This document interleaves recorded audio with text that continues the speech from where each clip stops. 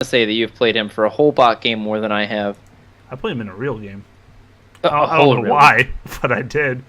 Trolled my team pretty hard. Added Aghanim's Scepter, of course. Every hero will have it by like 6.85 or something, probably. Grants Earth Spirit a new ability, Enchant Remnant, which lets him temporarily convert a hero into a stone remnant. What? Okay, here we go. Converts an allied enemy or enemy hero, not self, into a stone remnant for 3 seconds. The target behaves like a stone remnant fully until the duration is over. When it ends, the remnant shatters, releasing the hero while dealing 300 damage in a 300 radius. Cast range 600, 45-second cooldown. Okay, pretty long cooldown. Note, the Enchanted Remnant is like his other remnants. They cannot do anything on their own. They are invulnerable, and they can be used with his skills. Boulder Smash. All right, let's just discuss that before I go further. Mm-hmm. I love it. I don't love the hero. I love that though. If I'm going to talk about the hero, which I will, you can obviously see immediate perks. My first one, and I'm going to actually pull them up real quick so I get the names of abilities correct.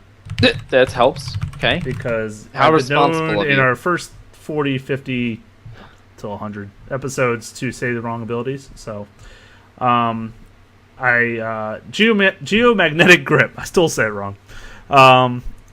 You obviously can just be able to pull, and once you use it on an enemy, pull them and kind of pull them back to your whole team and just annihilate them. That was my first thought when I saw this. The rest of them, I mean, you do 300 damage, which is pretty decent in a 300 radius, but it's not incredible, I guess. The rest of them seem all right at best. I think it's also nice that if someone goes on you, initiates on you or something, you're able to enchant them so that they're not able to do anything to you while you make your escape. Or an ally gets initiated on. It's kind of like a little divine bubble for them. 3 seconds. You're able to make them invulnerable. And then when they come out, 300 damage to everyone around them. And get the party started.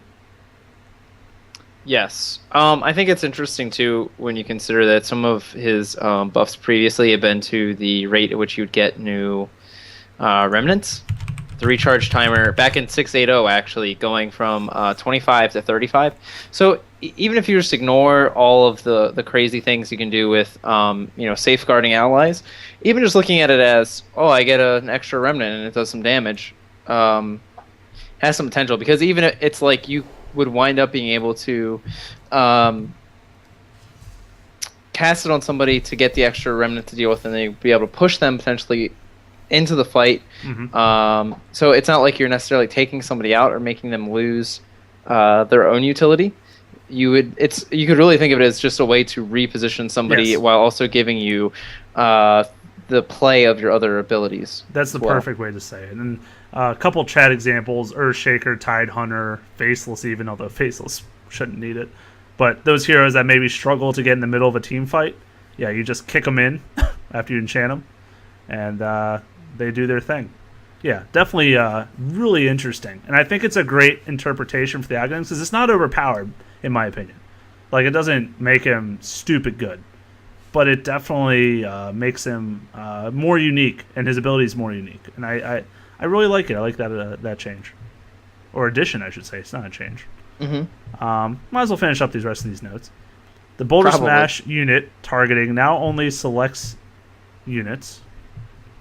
Hold on, did I read that right? Mm-hmm.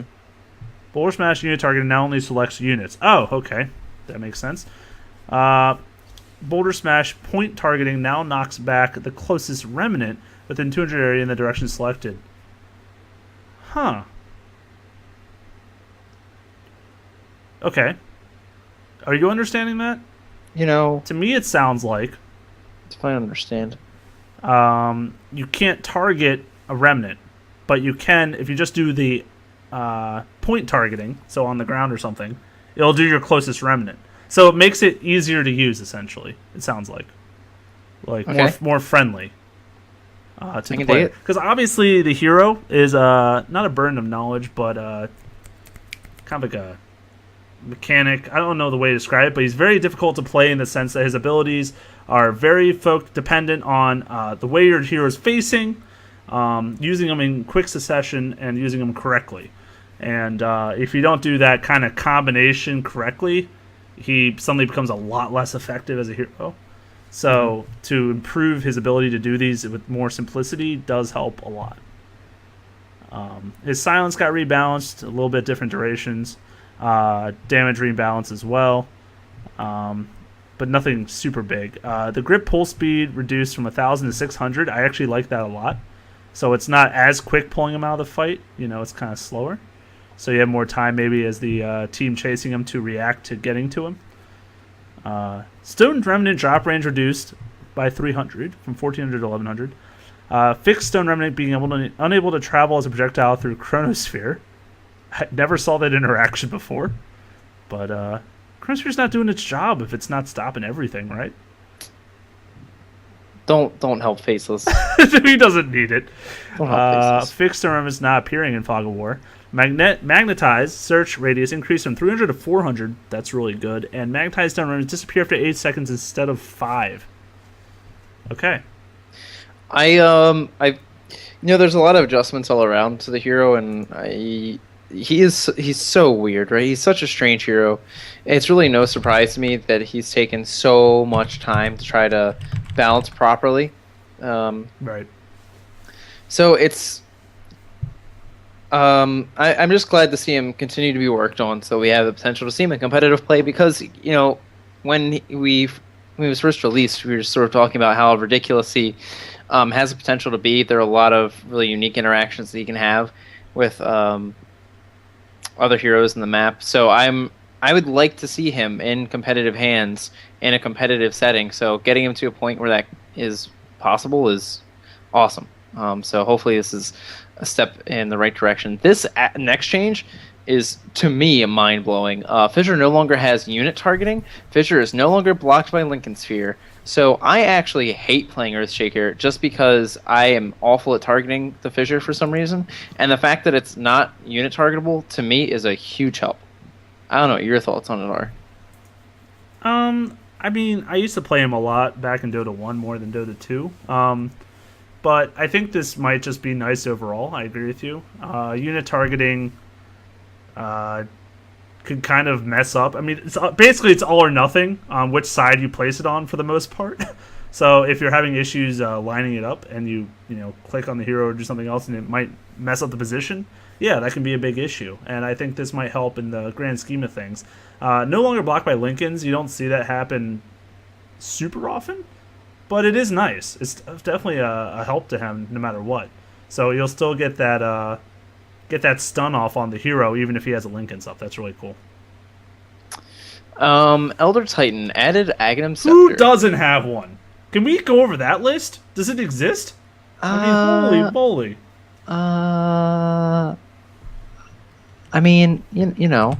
Anyway, while you're Googling that, as I'm sure is what the frantic typing is. Of course. Cause units that are pulled in by Earth Splitter to be disarmed, in addition to being slowed. Slow disarm duration increased from 3 to 5 up to 4 to 6 seconds.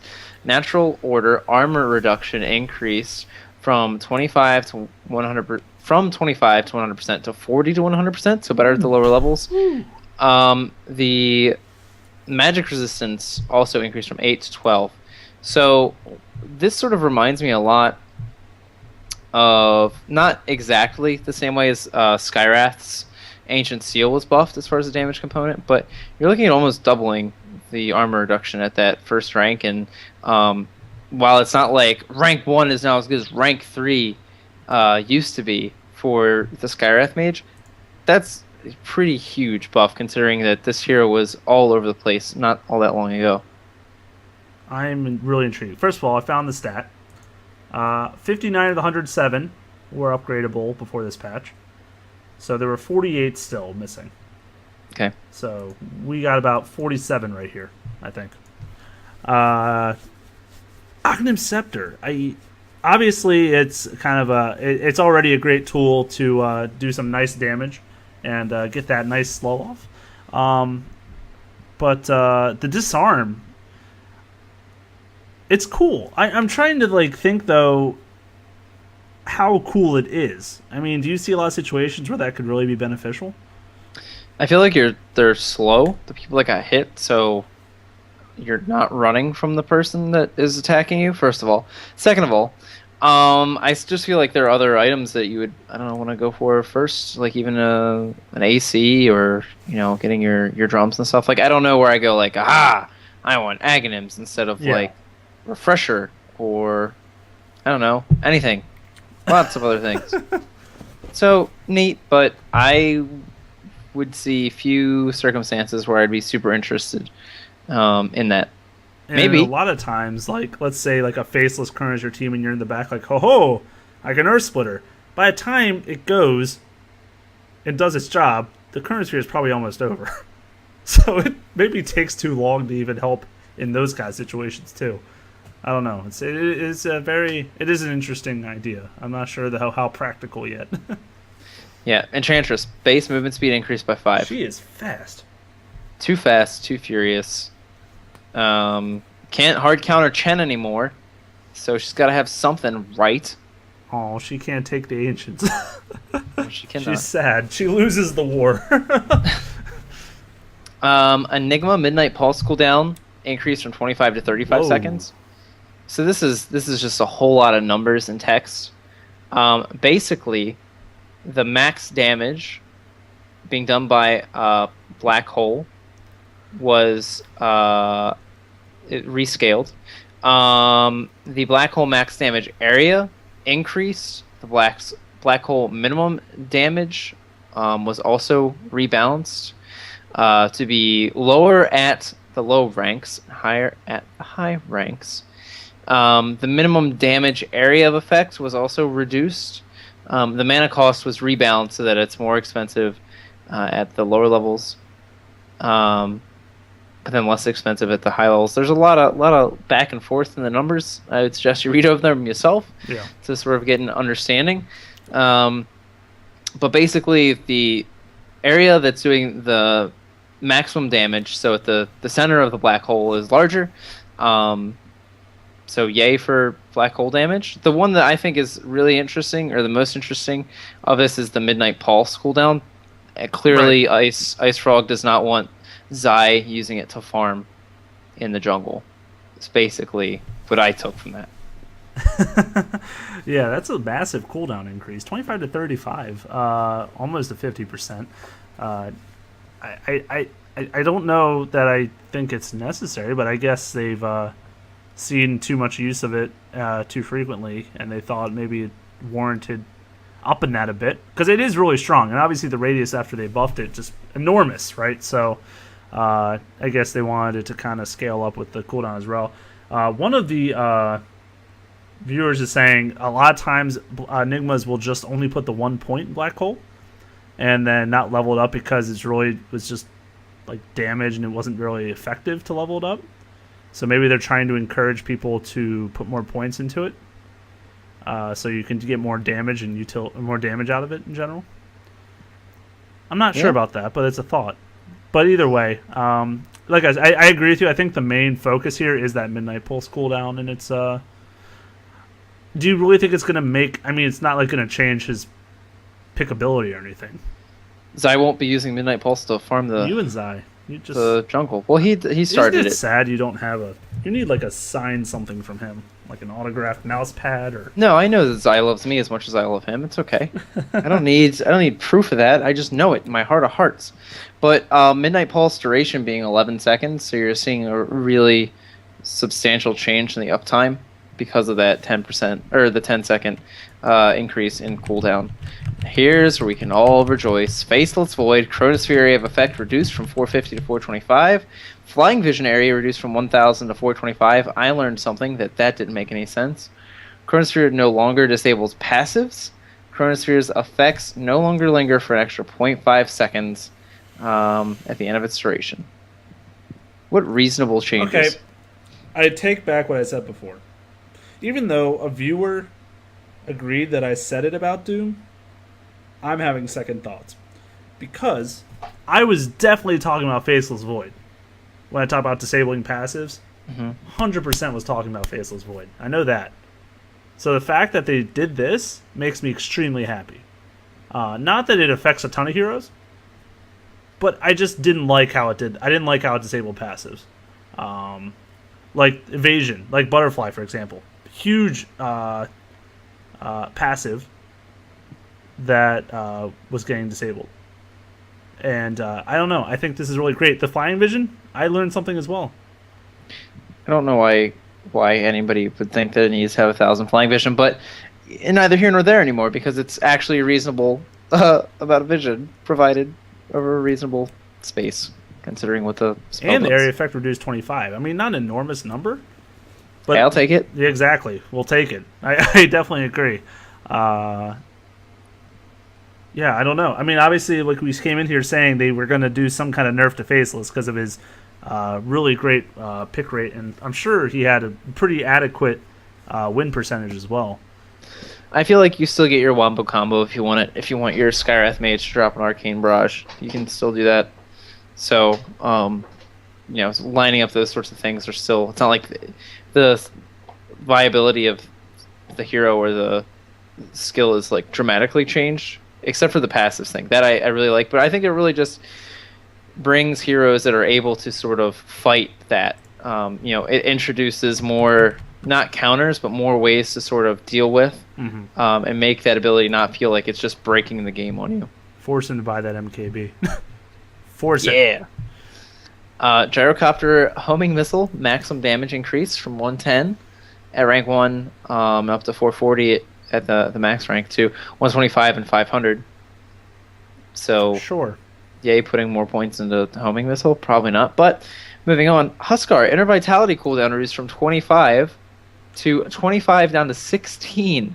Berserker's Blood attack speed bonus increased from 8 up to 20 to 14 up to 20, so better to the lower ranks. Life Break cooldown reduced from 45, scaling up to 15 to just 12. The Life Break damage, though, was reduced, Jay, so it's okay, from 50% to 35%. Aghanim Scepter is still ridiculous. Life Break self-damage rebalanced from 40 to going from 30% to 35%. The Life Break slow from 5 seconds changed to 4, scaling up to 6 seconds. And Life Break slow rebalance from a constant 50% to 40 up to 60%. Huskar, how much do you care? I don't know. I mean, I feel like I wanted to be shocked. I was actually. No, my you're chair not. flew back. Oh. I actually flew away from my desk when I read that line. Going from a 45 to a 12-second cooldown, he is going to be dunking more than Axe. Like, well, that's not possible. But he'll be dunking a lot. He'll be flying around. He'll be flying like crazy. And you know the 15% damage, while nice, was definitely not essential. It was more about just using it, having the ability off cooldown, in my opinion. Because once you life break someone, you would just turn on the flaming spears and just go ham. So 15%, sure, really good, but it's more, in my opinion, about just having the ability up to use. So I think that's a great buff. I think it's going to bring him a lot of early game presence, more so than he already had.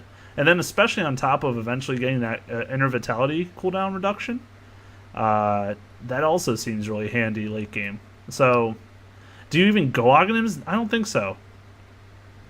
I don't know if that's even an item to really consider, though, anymore. I mean, 65 is a lot of damage, I guess. But there's other items like Satanic and other things seem just so much more valuable. Yeah. I like that just with the rescale limiter Vitality, because you would maybe find yourself at a point with a 12-second cooldown that you would just not want to like chain jump on people because you would just take too much damage. So now that it's at least a little bit closer to the cooldown of Life Break, you would feel a little bit safer in that regard in doing so. So, this is a hero, I feel like a lot like Broodmother, that sort of struggles from being unplayable to like obnoxious. Yeah. And so these seem fairly reasonable. We'll see. Invoker Tornado Flying Vision area reduced from 1200 to 600, and tornado damage from 2 times Wex plus Quas to 3 times Wex. So get that range and that damage. I was gonna say, typical Quas Wex builds are heavily favored in the Wex portion, so it's just gonna give you more tornado damage earlier. So that's nice. The reduction in vision does suck a lot because I noticed that vision for sure. So halving it does seem pretty detrimental, but then again, how many Quas Wex builds are we really seeing out of Invoker these days? Seems like, well, since Death Ball was the meta, obviously Quas Exort was the build to go to. So maybe in the new meta, Quas Wex is the thing. I don't know. Yeah, I don't know either. It's a neat change, but we'll see. We'll see. Jakiro dual breath movement attack speed slow rebounds from 30% to 28, scaling up to 40%. So buff Jakiro, not off lane enough. Really, actually, I'm kind of surprised nothing more happened to Jakiro there. I guess they really like where he is. Getting picked. Because it's still like his tower damage is so incredible that I'm just so shocked that they're like leaving that alone. But in fact, it's just getting better now. Well, I think that dual breath is probably the least attractive thing in his kit. It's still. true, it is. So I'm fine with this because it's also hard to hit because of how long the cast time is. So fine. Juggernaut, you ready for this one, Jay? The following abilities no longer cancel Blade Fury. Chronosphere, what's up? Toss, Black Hole, what's up? Global Silence, what's up? And Doom, what's up? Whoa. Global Silence canceled it? No longer. Really? Wow. That's really interesting. Well, okay. I did know about Chronosphere. I definitely knew about Toss. Sure. Well, I mean, let's be honest. That is his move to get out of anything. So the fact that those did, and like you said, there were so many weird interactions between certain abilities and certain things that I guess these were just some of them. But now he's back to being able to out situations a lot easier. So I guess good for him. Sustainability, untargetability, I feel like are why you go for Juggernaut in the first place. Yep. So I think that's nice. And then on top of that, Blade Fury cooldown reduced from 30 down to 21 has been changed to 30 down to 18. So available for him more often at last ranks. Totally cool with it. You want to read a couple? I shall. How about I do? Okay. All right. Well, Mana Leak, right? It's an ability. Uh-huh. To some. Some. Mana removal. Oh my god, maybe I shouldn't have said anything. Mana removal percentage increased from 3.5 to 5, now just 5. So buffing that all the way at rank 1, making it kind of tasty. The duration increased a second across all ranks. Recall can now target invulnerable allies. Example, allies affected by Song of the Siren. I like that they put that in there. Blinding Light knockback distance from 250 to 400. You know, we were just talking about Kodal. And I was trying to tell you about use him against the Death Ball. Making him seem a little more appetizing, perhaps? Not really. It's better than nothing. Exactly. I mean what are they going to do? Buff Illuminate? No. There's some other interactions I'm wondering about with the recall. Like, what about with Earth Spirit's new Aghanim's ability? Like, what if you recall somebody and then you make them invulnerable? Should they get teleported back? That's pretty cool. So that's pretty neat. I feel like these are the ways I would want to see Keeper adjusted, and not with the more, I guess, the cone obliteration of light that we're, so I don't know. I so painfully remember playing against. Kunkka X marks the spot, cooldown from 13 to 14 down to 11. Yeah, I mean, I guess that's nice, right? Because now the way it's getting used is, well, not completely, but a lot of times it's used also to go back to base, and it's getting multiple uses now. So just reducing that cooldown to 11 seems nice. It's only a couple seconds, so nothing major, but I guess it's nice, right? Yeah, I think it's a neat little buff to him. Oh, and I think snap. you Sorry. read ahead. I read ahead. No, I couldn't it's too help late. it. It's too late now. You read it and then talk about it so I can eat some of these crackers because I'm literally starving to death because we've been here for years. 2.5 hours. That's it. Come on. Man up. Actually, I have to use the register, but I'm manning up too. Legion Commander. Enabled in Captain's mode. I can exhale. Alright. Duel no longer disables passives. They want those passives to work again. That is maybe the story of this patch. Overwhelming odds, base damage, from 60 to 180, now 40 to 160. Press the attack, mana cost, from 80 to 110, now just a flat 110. So nerf that one for sure. She's ready. I like everything. Yes. Overwhelming odds, fine. That's not the only component to the damage, so fine. The press the attack is, I think, really cool. She was so strong middle. And lane, not even middle, just lanes in general. Because of that, the damage output from that, and then the low mana cost seemed really good. I mean, even just the... Yeah, I also agree that she's in a pretty stable place to be able to bring into competitive play. And, you know, she's a hero that can snowball out of control given the right environment. So, yeah, I think it's pretty slick. And, you know, especially when you consider that Press the Attack has the ability to, like, remove disables and debuffs. Yeah. I'm fine with it having the 110 mana cost. Obviously, because overwhelming odds is still going to be the go-to. And it only received that minor nerf. I mean, the brunt of its damage came from the extra creeps and heroes, not really the base. So, yeah, not really nerfed too much there. Yeah, I agree with you. I'm so excited. I really want to see her. Where do you think you'll see her? Oh, I don't even know, man. Not in the jungle. I was gonna say, like everybody in pubs does. Not maybe just in our lower tier. I feel like in higher tier, she's played a lot in middle, to be honest, with a bottle in particular. So strong. Doesn't have too much trouble getting farm with the overwhelming odds. Gets the levels up really quick. So could it be a safe lane even too? It's not like she's a bad one roll either. You know, get that blink dagger really fast, put a lot of pressure on people early game.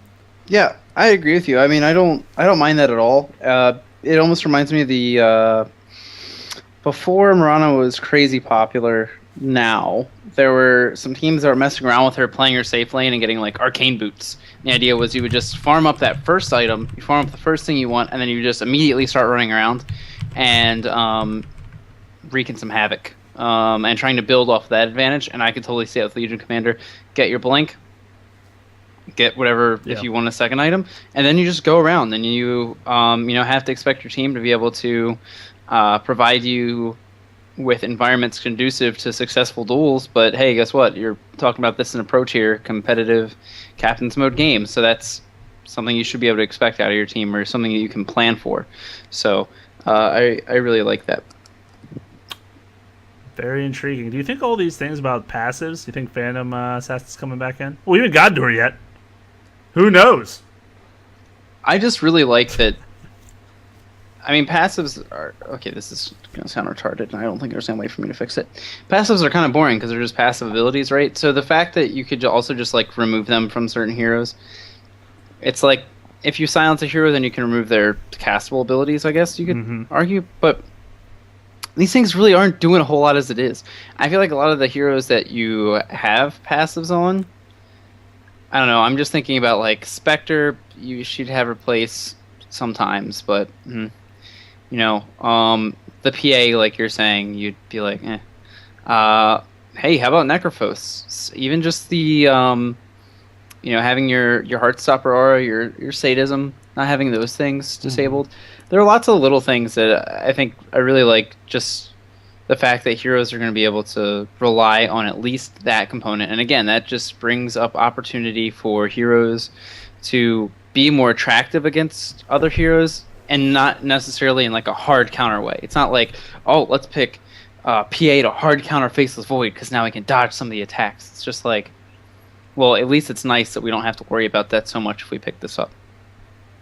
Yeah, I'm really, really curious. That'll be really cool to see her find her way into Canada and see people actually utilize her. I'm not sure which teams will be comfortable with it, but it'll definitely be interesting to see the builds and things that come of that. So, speaking of things against Deathball, Legion Commander, not too bad with overwhelming odds. Just hit all those creeps and everything you got in the Deathball. Yeah. No, not bad. Let's move on here. Leshrac. Pulse Nova damage, getting a little buff at early ranks, a little extra damage. And the activation cost reduced from 110 at all ranks to 70, 90, 110. So basically, pre-16 Leshrac getting some buffs with the Pulse Nova, which seems pretty good. Yeah, you like it? Mm-hmm. I like this cracker, too, that I got. I can tell. The thing is, with obviously Leshrac, is that Pulse Nova, especially when you play Leshrac as the 4 or 5, which seems to be the typical route, not a lot of investment in that Pulse Nova generally early on, just because of its expense that I was just talking about. And it's kind of low impact if you can't sustain it. But with the reducing the activation cost by 40 at the first rank and increasing the damage, maybe more tempting to put that point in the earlier levels. I don't know, man. I still feel like it's really hard to try to justify putting that point into the ultimate. I mean, I guess there are situations, but I'm happy to see any kind of Leshrac buff because I really like him and I really like the change to lightning, and I'm really sad we don't see him more because of it. So anything that helps make it more attractive is, in my opinion, A-okay. Lich, the ice armor now slows ranged heroes for the full amount instead of half. What?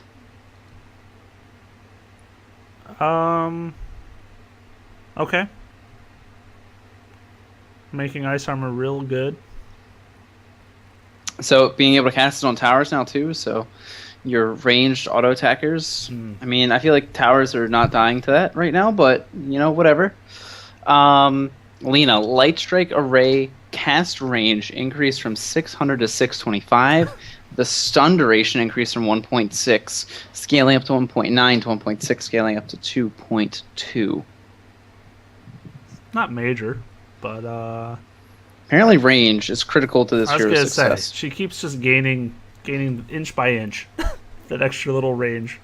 And I guess that's kind of nice for her because she doesn't like to be all up in the business of the fight. So the farther away she can stay and still do all her damage seems pretty ideal for her. I like it. Mm-hmm.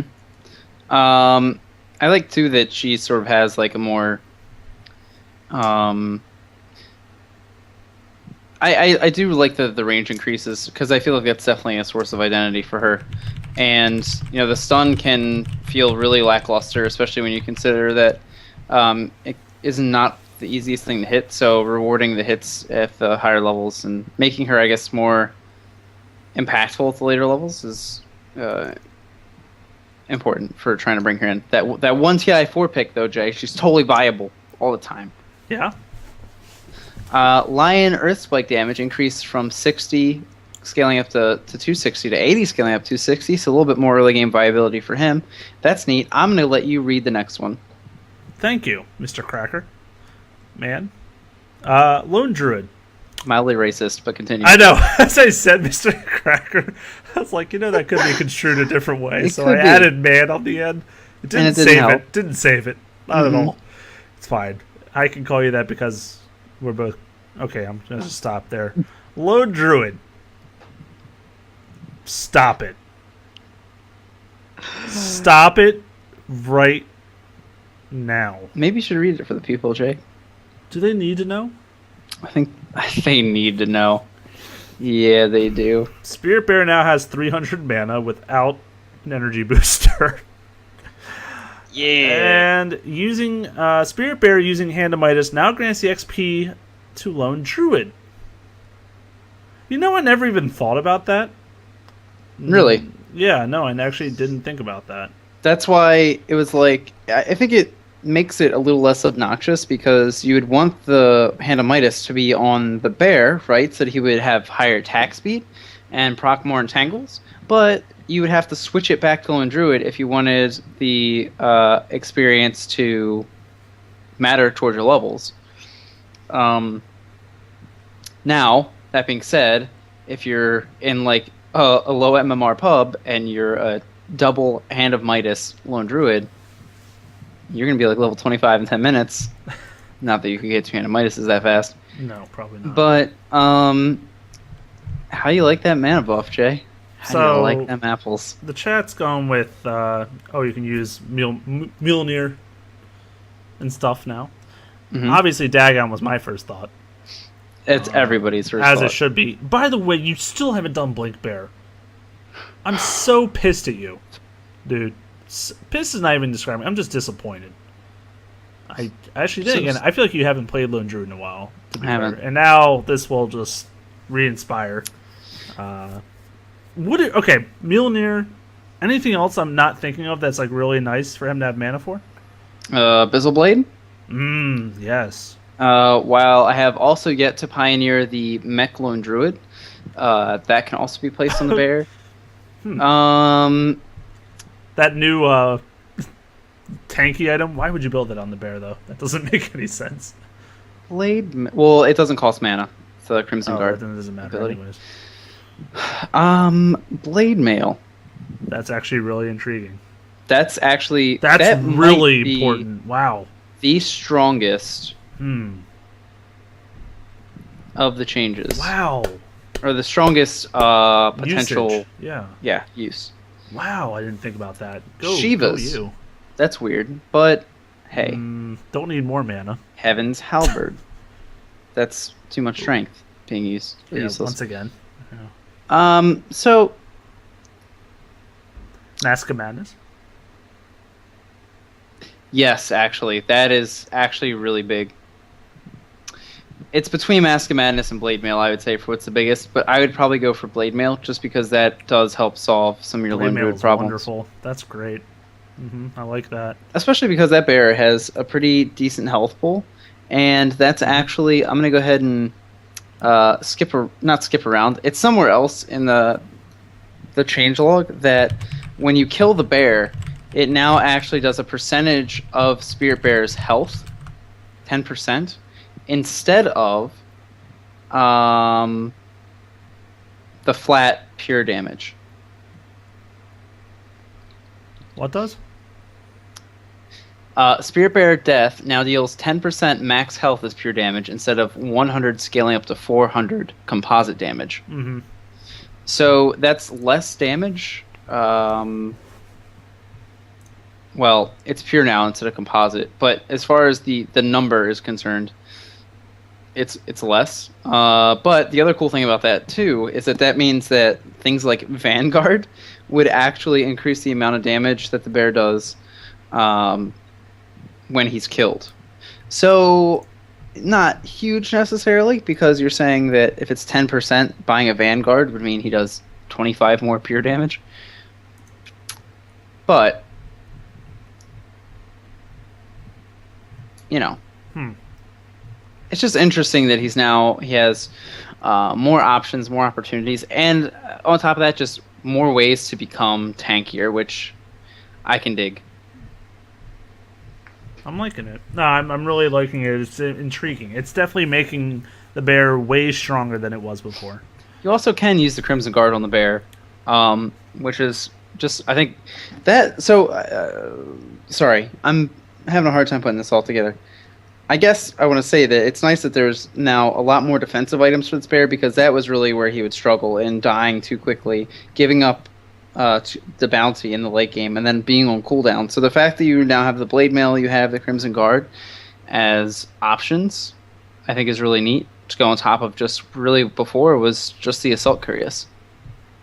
Yeah, definitely. By the way, Bonk's saying it's 10% of LD's health, not the bear. Yeah. Also, where are you seeing that?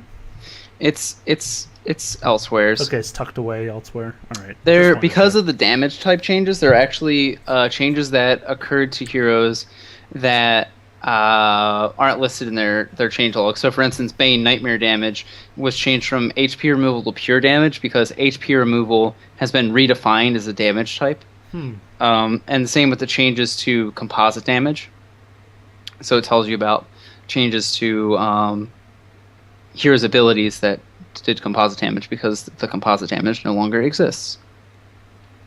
Very intriguing. Well, I'm curious to see some more Lone Druid come out then. Well, that's really cool then too, I think, just because if it's based off of Lone Druid's health, then that opens up a lot more options just for that, the hero himself in general, and even getting things, even just as silly as like the Basher, right? I mean, you're getting a little bit of strength off of that, which is going to make killing the bear that much more painful. I do really actually like the interaction with that and the potential for Crimson Guard. So, really nice. You want to read the next one too? Lycan. Shapeshift no longer grants 1.5 base attack time. I was waiting for something to be in its place, but nope. Okay. Shapeshift cooldown increased from 170-40 to 120-90-60. Rough. Shapeshift speed. Whoa! Shapeshift speed. Shapeshift speed increased from 522, which was obviously max speed, now to 650. So you thought other heroes were race cars. No longer. Shapeshift now has a 1.5 second transformation time. Sorry, hold on.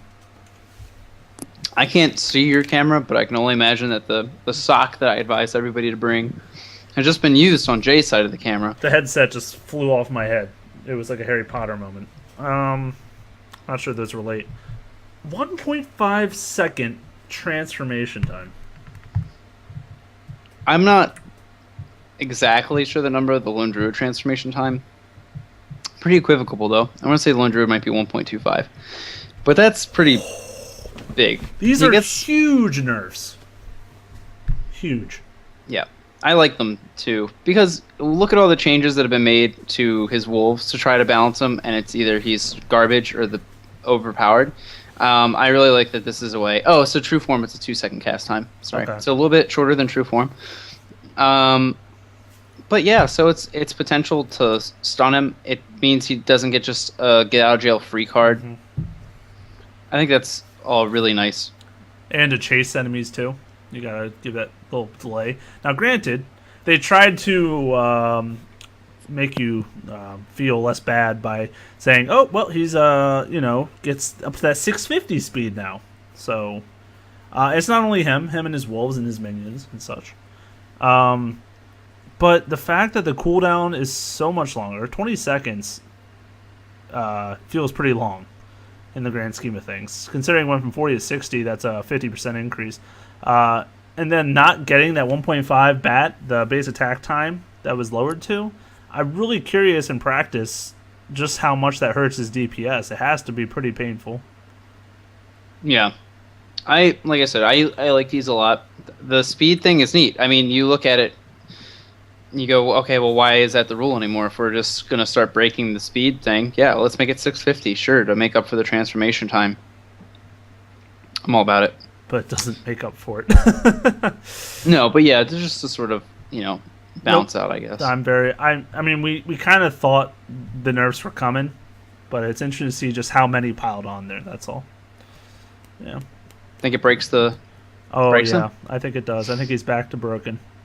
Oh, poor guy. He doesn't have that happy balance anymore. It's too hard to find it. And I think of all of these, I think what broke it was the transformation time. I think that's just now makes him more difficult to be just as mobile and as effective in the team fight as he was before. So I think that hurts a lot.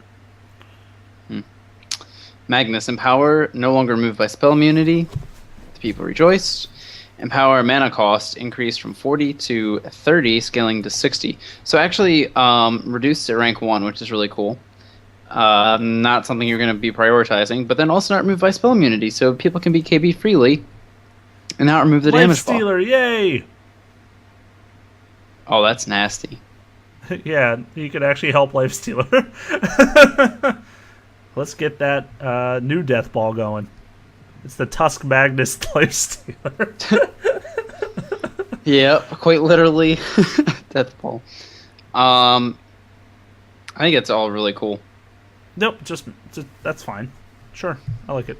Mana shield damage absorption rate increased from 50 to 60%. Mystic Snake outgoing speed increased from 633 to 800. The return speed has been reduced from 833 to 800. Mystic Snake mana seal increased from 20 up to 50 to 20, scaling up to 65. I like this a lot. Not dramatic, which is good.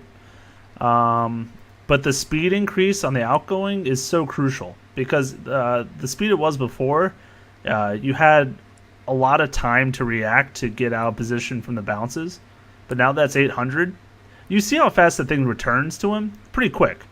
So it's essentially going to be that speed now going out. So I think that's going to help her utilize that a lot more effectively in fights and just the laning phase in general. And then, of course, the 10% increase in absorption rate, just a flat buff. So that's really nice as well. Magic Man is a fan of the Medusa, and he plays her the hard carry, what have you role. Geared for the late game, that's fine. I think it's really interesting, and I might have to start playing Medusa just to sort of mess with this more, especially given this change. There was for a while, right after the ultimate change, where Blink Daggers were being bought on her just to try to use the ultimate for the utility purpose, and then you gain a late game advantage off of what you're able to do to participate in fights. Now you have some more absorption. Your early spell is a little bit better.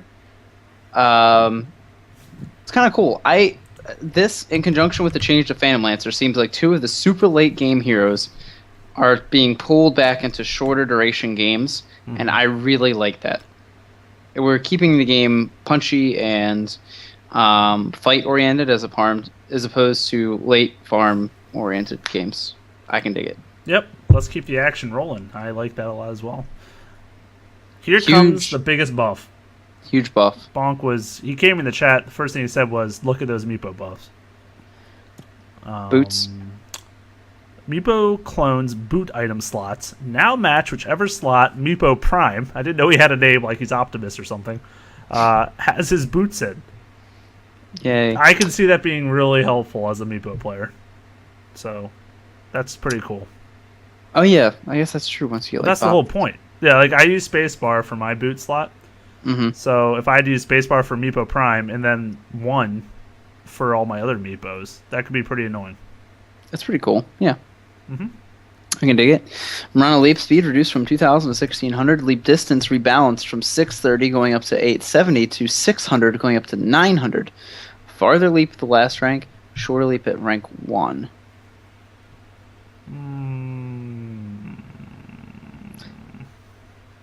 Good. I mean, I guess making her easier to kill early in the game. I mean, it's nothing dramatic here. I'm surprised that this is it. Yeah, exactly. To be honest, thought there'd be maybe a little bit more. Yeah. But whatever. I feel like. And was the leap really the thing here to touch? I don't know. Like I said, I think she's just making her just more vulnerable, I guess, early in the game. Mm-hmm. But I don't know. I feel like considering that her and Shaker have been super prevalent, I'm surprised that... I mean, I feel like Shaker got buffed, but that's just for me.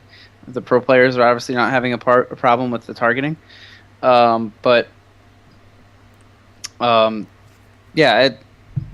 whatever. It's cool. Nature's Call Treant magic resistance reduced from 20 to 0. Dang. I didn't know they even had 20% magic. Good. Makes sense. He's already a great split pusher, so he doesn't need magic resistance on the treants. So, I like it. Reaper's Scythe for Necrophos added respawn time permanently. That the change is from 30% to a constant 30 seconds.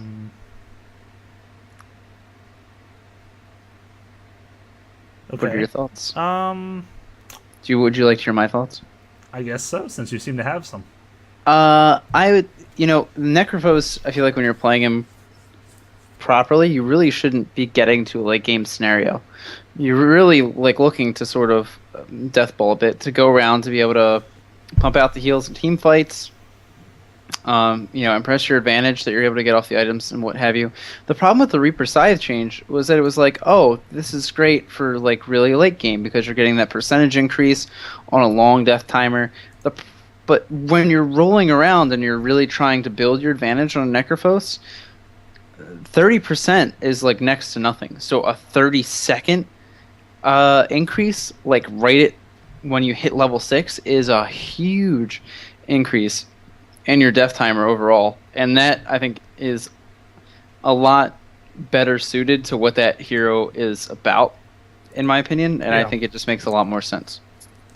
No, that definitely makes a lot of sense. You're doing a lot of pushing, taking out towers and that kind of thing. He's not a sit back and farm kind of hero. So, he'll be more involved early. And obviously, the early death timers are, capping out at, let's even say 30, 40 seconds. So you're gaining like 15, 20 seconds on these death timers.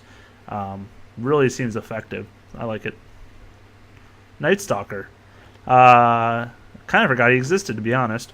Hunter in the Night, attack speed increased 45 to 75 scaling, now 45 to 90, so more in the late game. Darkness duration, its ultimate, increased from 25 to 80, now 40 to 80 scaling. So a lot more duration at that early rank. Yeah, and that's the one that I really would skip, right? So now Darkness is more attractive. That's pretty slick. Yep. I'm trying to do some napkin math in my head, right? So let's say you go 1 point in Void, 1 point in Fear. So yeah, your 3 points in your Hunter in the Night. So you have 10%, or not percent, but 10 more attack speed. And you also are now enjoying an extra 15 seconds on the ultimate time. That's pretty cool. I feel like I like that. So it's just overall, I feel like an increase to his performance in the game. I like it a lot. Night Stalker is another hero, a lot like Beastmaster, where I actually like them quite a bit, and I'm sad that I don't get to see them more. So, oh man, Aghanim Scepter, Night Stalker, with all these trees, Jay, all these new paths running around Roshan Pit and what have you. Oh, the dream is real. I mean, if you ever went a 1-1-3-1 build Night Stalker, though, I think you should be shot in the face. Oh. Yeah. No, it's just true, though. I mean, if you don't max Void first, you're no good at ganking, let's be honest. But I like what you're trying to do. Either way, I like the Darkness point earlier, like you said. It definitely gives you a lot more incentive to put it in there earlier. So, anyways, cool buffs. Maybe we'll see them. Next, we see a buff to Hani. Ogre Magi base HP regeneration increased from 0.25 to 2.5. Oh, we misplaced that decimal point. I think that's exactly what happened. They were just listing a stat, and then someone mistyped real quick, and yeah.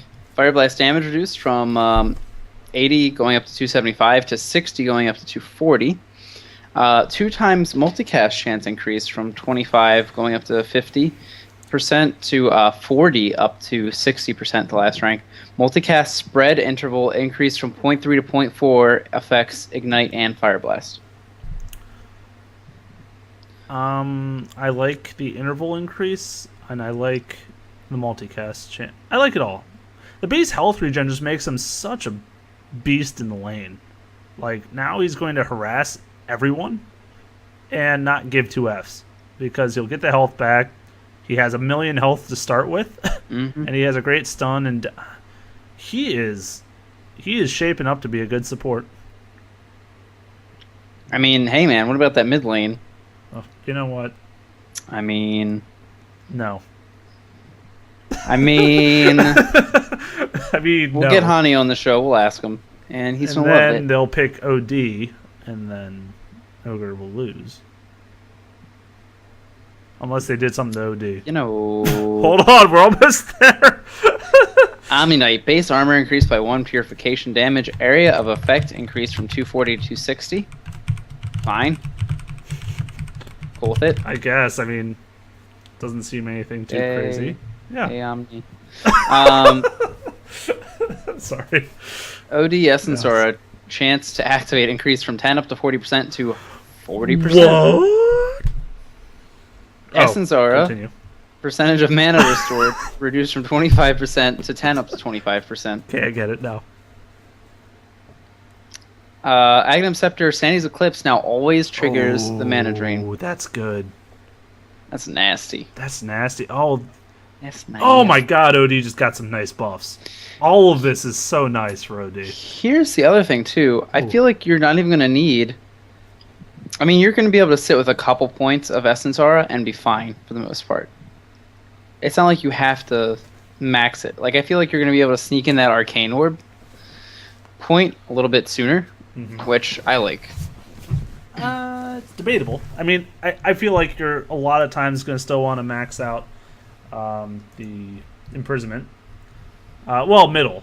I don't know about the safe lane. That build still boggles me. I don't know what to do there. But the middle lane seems like just the imprisonment to get all the in-steal and whatnot to win the lane. But I really love the 40% rank 1. Because there was so much RNG involved. Like, it could almost shape how the lane goes. If you didn't get that proc off one of your Astral Imprisonments early, you're like, come on, baby, I need that mana back. And now 40% for 10 just seems like such a great trade-off. Like, you would love to get that trade-off. And then the mana drain for the ultimate, yeah, OD is in a great place now. He already was, I feel like. So now he's just getting more reasons to pick him in these games.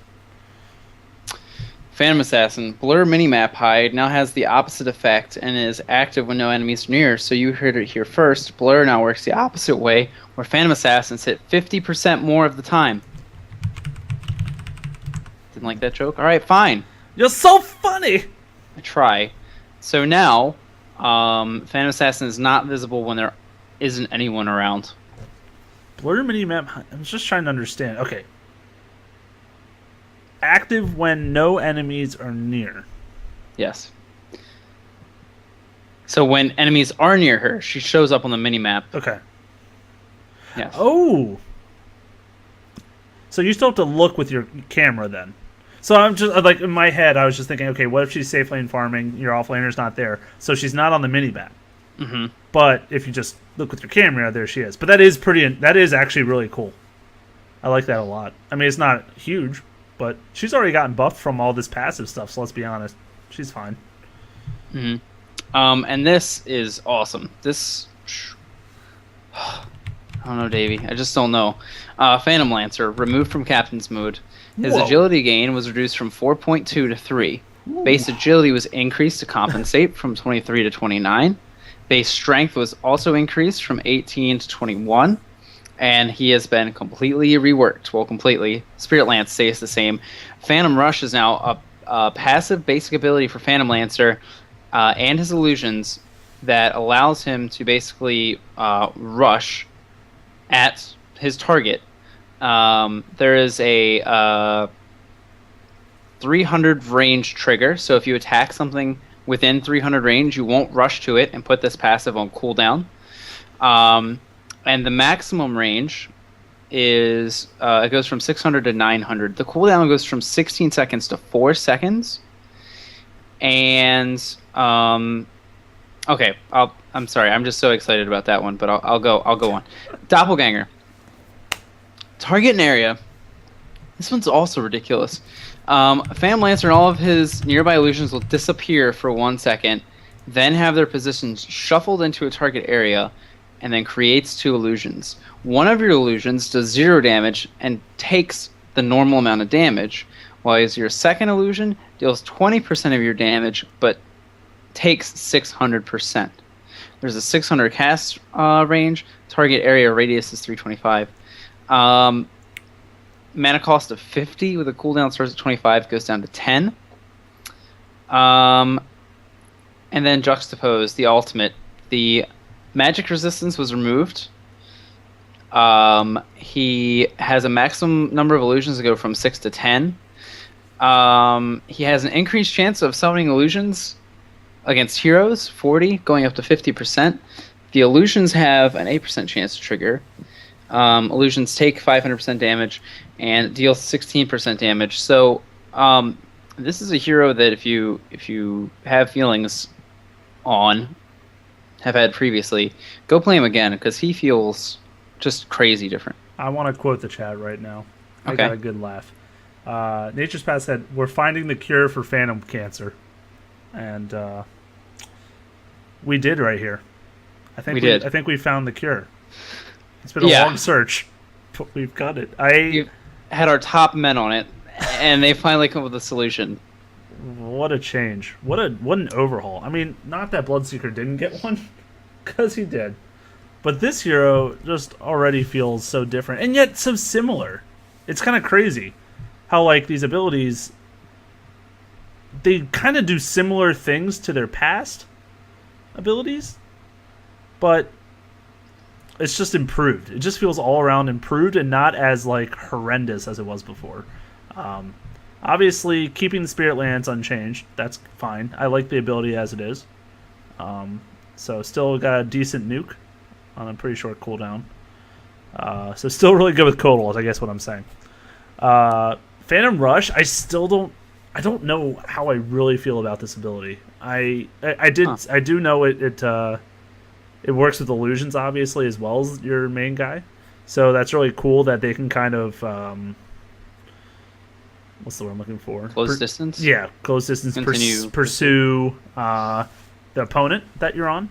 Although a lot of times you do get diffusal blades, so it's usually not always too hard with the Spirit Lance to keep up with people. But it's just another thing to help out in the grand scheme of things, so that's nice. And down to a 4-second cooldown is triggering a lot with a 900 distance to trigger. I guess that can be really effective. Also, if you want to jump around the fight, you can just kind of charge from hero to hero and get to different sides of the fight if you need to. Yeah, and then the Doppelganger. I love this. I really do. It adds this random element, which some people would find annoying, I guess, because RNG can mess up things. But the dodging the incoming projectile is really cool. And the only thing I guess I could be upset with is where you spawn in the circle. Could be bad or could be good. But all around, it just seems like a really not only fun ability, but a really effective one too. I think what I love the most is that I actually just sort of kind of realized this. Phantom Lancer and Naga Siren, I feel like the way that they were before, they sort of had an amount of overlap where you'd go like, oh, I'm going to split up my illusions, I'm going to farm around with them. It was a hero that you would like just avoid everything until you hit critical mass. Yep. And then you would just death ball with yourself. You are the death ball. With death ball. And just run at the enemy base, and everybody would just throw their monitors into the wall. And you had, like... I felt like I enjoyed the Phantom Lancer builds where you built to fight, where you went like the early Diffusal Blade. You could also go the Radiance. Drums, yeah. And I'll also say that Doppelwalk felt like, against good people, that it really didn't do a whole lot. Mm-hmm. Like, you got the movement speed bonus, but people would dust you, and now you're slowed. Yep. So what kind of an escape was it? New Doppelwalk, it's not necessarily super easy to tell which one of you is real. It allows you to dodge projectiles and abilities because you just disappear for like a second off the map, which I think is a lot of fun. And you're also not about creating an army, you're about being able to sort of ramp up your damage, which I think is actually really cool. It's about being able to throw out the Phantom Lance, close the distance, and then start using the Juxtapose to get more illusions that'll help you with that one target. And then, hey, guess what? After a little bit of time, your illusions disappear because they only last for 8 seconds now off the Doppelganger, and then off of the... and off of the Juxtapose as well. And it's actually a 4-second duration when an illusion procs it. So you no longer have this army that you're roaming around with. You just sort of have this flash mob that you're able to create from getting into combat. I like the ability for him to sort of have like a long range slow to throw on people and then be able to close the distance, build up. He feels really punchy, really aggro. And I feel like he even gets a lot of room in his kit because you can still go defusal. That's great, but you don't necessarily have to heavily slow somebody in order to keep distance with them, which I really like. Yeah, no, it overall just feels like a lot more. I like punchy. It's a good word for it. I love Juxtapose now. I think it's so amazing. I like how they baked in the old Juxtapose into just being his ultimate now. They combined that with the something Edge. Sorry, I can't remember the name of it off the top of my head. But either way, making it really strong. And, I remember testing it around just before the cast, and right when you hit 6, I already had like 3 or 4 illusions come up within a few auto attacks, because it's 40% chance at rank 1. You normally have to max out Juxtapose.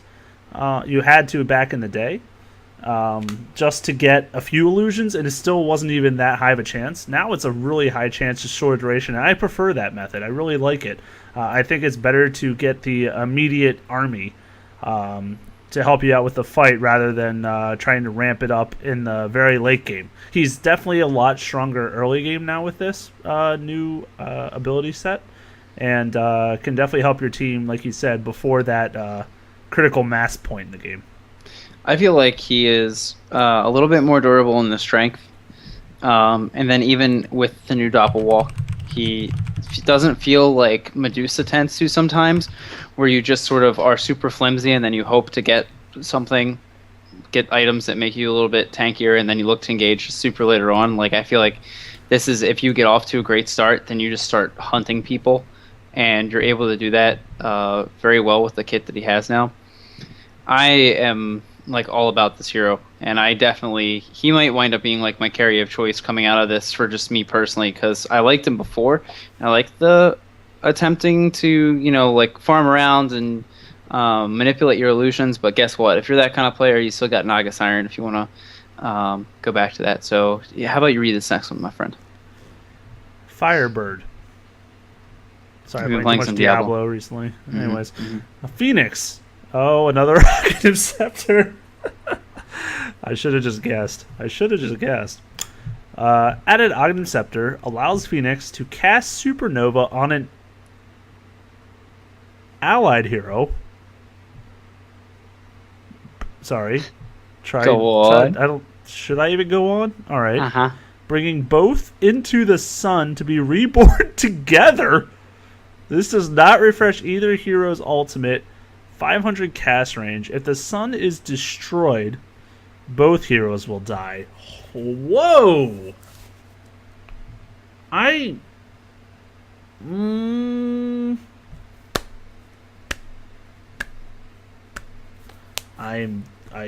just don't know. I don't know, Matt. Okay. What do you know? Basically, what you're getting out of this, I feel like your Phoenix, right? You toss out everything. You have super long cooldowns, right? So what you're gaining out of this is the ability for, if somebody more important than you gets targeted, instead, you can drop the ultimate to save them, still try to do a bunch of damage. And hey, if you start the fight with as much health as you had left over after you cast all your abilities, and you die, well, guess what? Your cooldowns are so long that it wasn't going to matter anyway. So to me, this just adds more utility to the sun, and it's not like it costs you anything. It doesn't make it uncomfortable in any way, I don't think. It really is just added value. And while there are other items that I think go really great on Phoenix, this seems way too good. I feel like the stats are all but completely wasted, is my only issue with it. Because you're using percent health, mana fine, whatever. Armor you don't care about. You're getting the health from the point booster, so still you're using percentage of your health. It's not great, but there's certain heroes with long cooldowns that aren't ultimate. Tusks are kind of long. Oh yeah, Terrorblade true. I didn't even think eventually about that. has Metamorphosis, for example. Super long. So yeah, you can use it in multiple ways. It's not only just the survival, but it resets their cooldowns and resets their mana as well as their health. Techies, Suicide So- Squad Get that Suicide. What the hell did I just say? Suicide Squad. I combined it. Yeah, I mean, it's got a lot of different factors to roll in there. So either way, I mean, I definitely don't think of rushing it necessarily. I love some of his other items a lot more. I love the mech on him. I love the Shivas. There's certain things that are just great, right? But I could totally see a use for it on him. That's really cool. Yeah. Pudge turn rate improved from 0.5 to 0.7. OP. Speaking of OP, Puck. Dreamcoil no longer ignores invisible units or illusions. Aghanim Scepter Dreamcoil Snap Stun now pierces spell immunity. Aghanim Scepter Dreamcoil Snap Stun duration increased from 1.5 scaling up to 3 to 1.5 scaling up to 4.5. Wait, so there's a reason to get Aghanims, maybe? Aghanim Maybe? seems stupid good on Puck. I have always liked Puck for being a competitive hero. Mm-hmm. This seems kind of ridiculous because you're basically forcing people to snap the tether. Yep. Because upgraded by Aghanim Scepter, it lasts for 8 seconds. Oh, I was gonna say something stupid like 7 seconds. 8 seconds. You're just gonna sit there for 8 seconds? Yeah. I guess if you're in a really great spot. Increases the damage from the coil breaks as well, and now it's something that's going to go through BKB as opposed to being blocked by it. That seems really, That is great. really good. It just gives him that late game push. Because late game Puck is essentially Dagon and Sheepstick. Now he has another option. Especially against the BKB targets. Because essentially it was like, if I don't get this Blink Sheep off, I'm probably not going to do much this fight. Or at least against the core. Now he can do so much more with this ability. So, I like it. I like giving him that option. It's not like an every game item, but it's definitely a consideration for some. It's definitely more often than it was before, I'll tell you that much. Yeah, and then the ignoring invisible or illusions is pretty handy. For Mhm. sure. Especially against this PL, I mean, right? I mean, right? Oh, dear. Very good. Very good. Pugna, life drain can now Stop be targeted it! on allies, allowing Pugna to drain his own life into them. What? What is this? I feel like saying drain his own life into them is not a great That's bizarre. sentence, Yeah. but whatever. To They're- channel, maybe.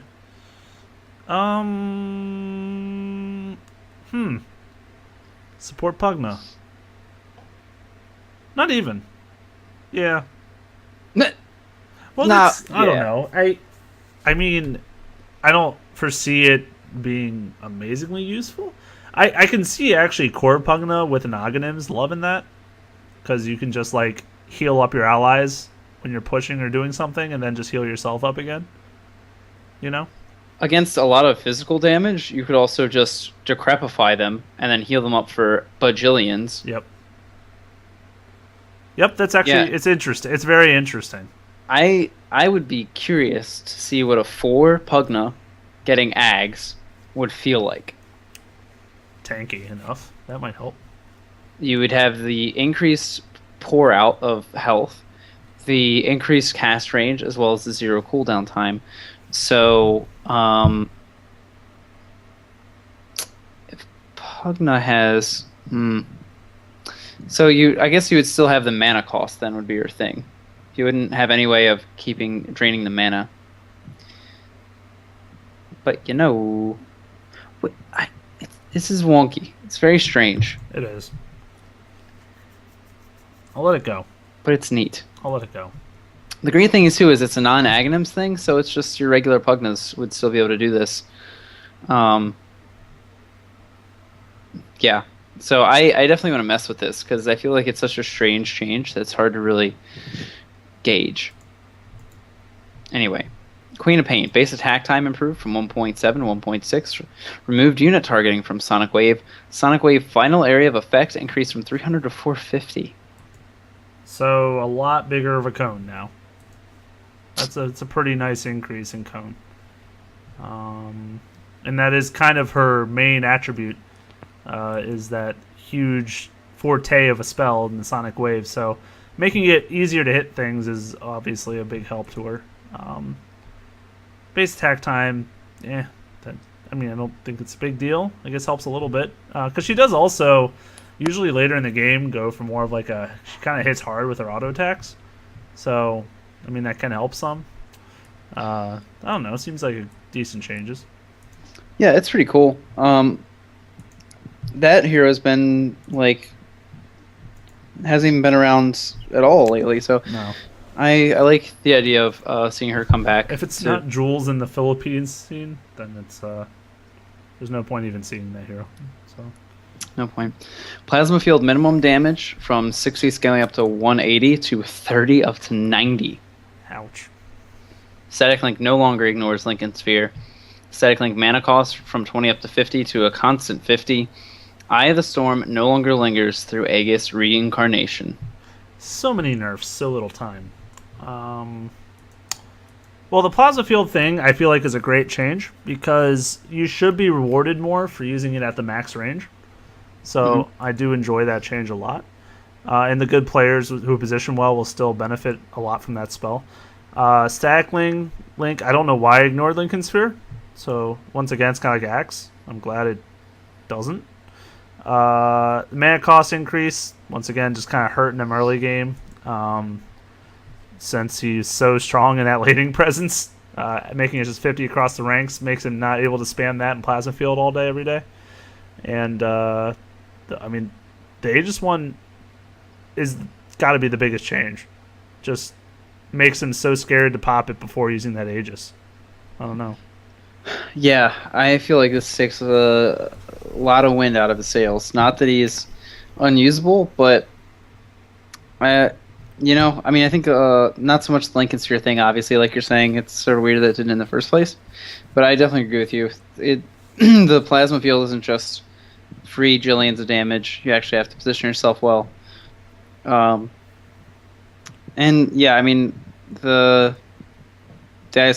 Storm thing with Aegis is, I think, like you said, very important change. That he doesn't get to just sit there and continue to zap people. Are you ready? No. Riki, base movement speed reduced from 300 to 290. Weird, nerfing Riki. Base damage reduced by 10. Why are they nerfing Riki? Base health regeneration reduced from 1.5 to the default 0.25? Why are they trashing Riki? Well, maybe it's because permanent invisibility is now a basic ability. Permanent invisibility fade delay goes from 3 scaling down to 1 to 8 scaling down to 2 seconds. It now provides 4, 5, 6, and 7 health regeneration while invisible. And the regeneration is disabled whenever he breaks out of his invisibility, not when he is revealed. So he'll still do it in sentries by the sounds of it. Blink Strike is now his ultimate and can target spell immune. The bonus damage on Blink Strike has been increased from... just changed. Because now it's an ultimate. Yes. Blink Strike now has 3, 4, 5 charges with a 30-second replenish timer instead of a 20, 15, 10, 5 cooldown. Blink Strike mana cost was reduced from 50 to 40, and the cast range was increased from 700 to 800. This seems too complicated for our friend to play now. I don't think he could. That's so sad. So the old Riki used to have permanent invisibility as a basic ability. The old one. But he also had Death Ward as an ultimate, so pretty hard to compare to him.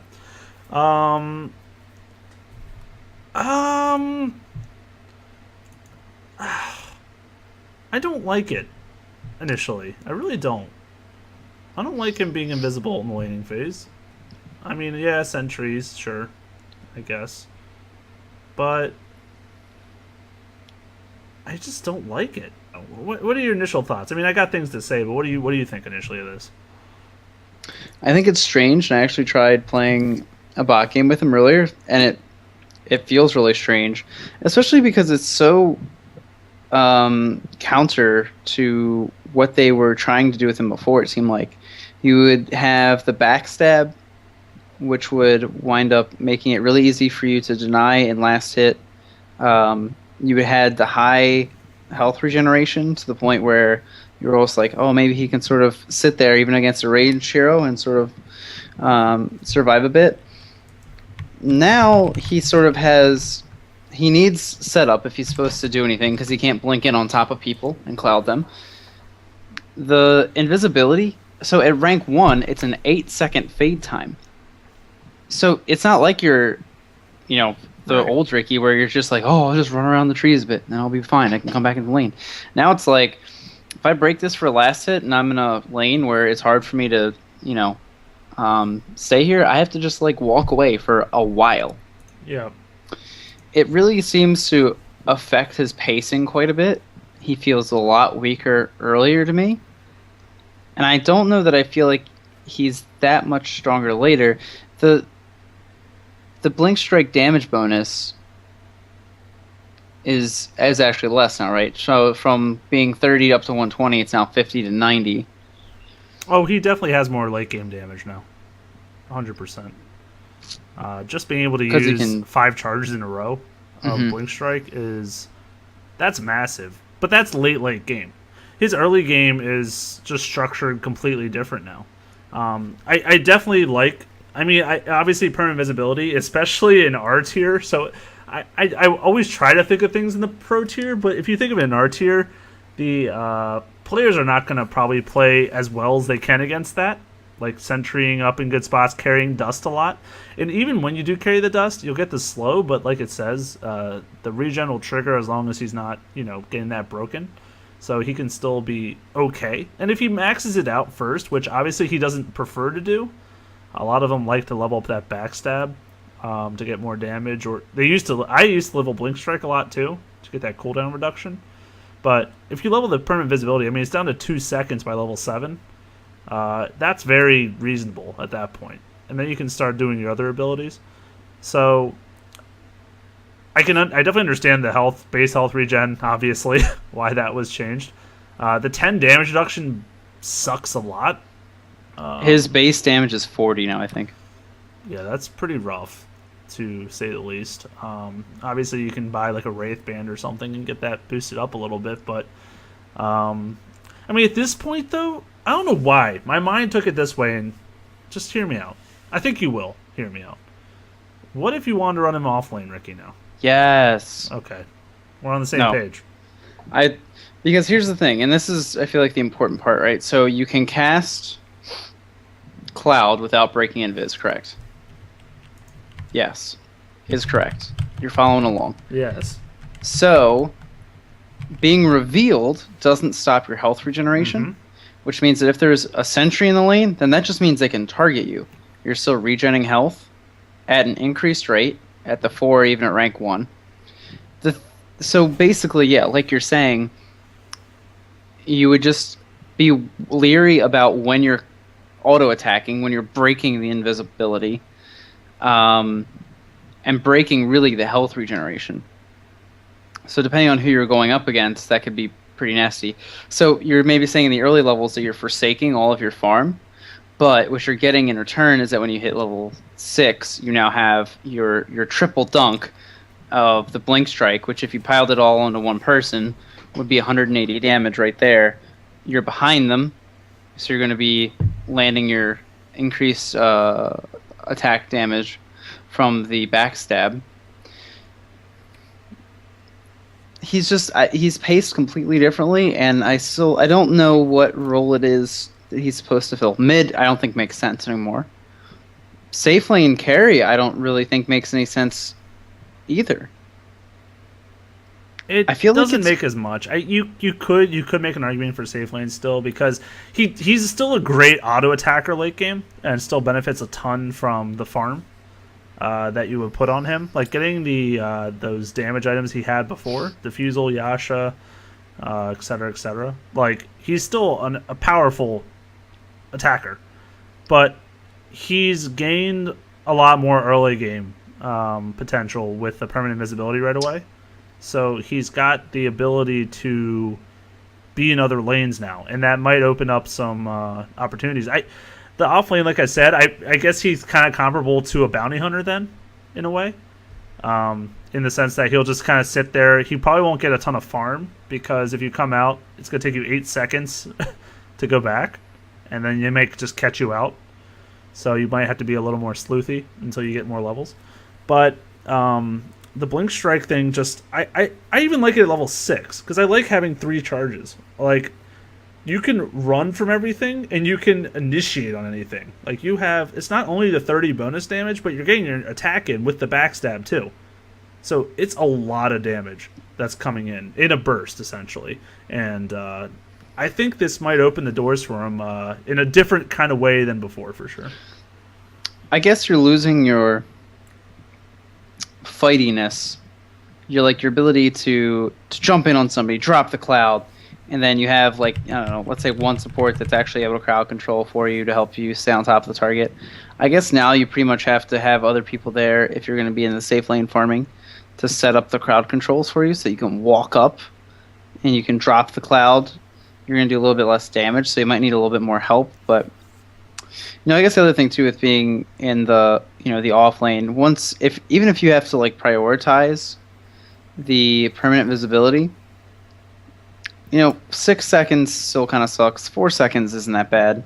And then you have the ability to really just sit there for a little bit with your 6 health regen per second and get all that back. You're probably going to be buying a PMS to try to give you some damage and to give you some tank ability, no matter where you go. So, Trank boots. just be at a million health all the time. All the time. Bonk says, what's with the Invis again? Or Invis regen? The Brood, Slark, now Ricky. I'm like, maybe Shadowblade will just give us health regen, like going forward or something. They seem to like that mechanic. I don't know. Yeah, it is interesting that that's the way it functions for all these heroes. I mean, Bounty Hunter, let's go. Come on. What's he doing? Shadow Demon. Soul Catcher now amplifies damage by 20 up to 50 instead of attempting to redeal 20 to 50% of the damage is pure damage. So similar to the Penitence change buff. Right. I call it a buff for Penitence. Or Penance. Aghanim Scepter Demonic Purge now increases charges from 2 to 3. Yep. I mean, nope. I mean, no one gets Aghanims ever on Shadow Demon. So I don't even think this would change it, to be honest. This is in the same boat as Bane, I guess, where sure, Aghanims is cool, but these other items, Force Staff, Blink, Mech, whatever, all these other items seem just so much more valuable on him as a support that I don't know why I would build Aghanims. But I mean, if you do it, sounds great. Soul Catcher feels like a nerf, which is surprising to me, seeing as you never see Shadow Demon.